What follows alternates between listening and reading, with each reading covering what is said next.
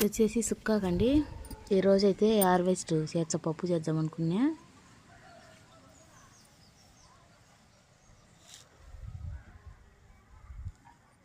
ఎంత బాగా వచ్చిందో చూడండి. నేనైతే ఇంతవరకు దీనికి ఒక మందు వేయలా, ఏం వేయలా. కానీ మొన్న మటుకు కొంచెం కంపోస్ట్ కొట్టా. ఇక్కడల్లా చల్లాను, కొట్టానంటానా. కంపోస్ట్ కొంచెం వేసాను, కొన్ని పశువు నీళ్ళు చల్లా, ఇక్కడల్లా కొట్టా. కొంచెం తవ్వకం పెట్టి ఇక్కడ బాగా పొడి పొడిగా ఉండాలని వేసా. చూడండి ఎంత బాగా వచ్చిందో సుక్కాకు ఇదంతా.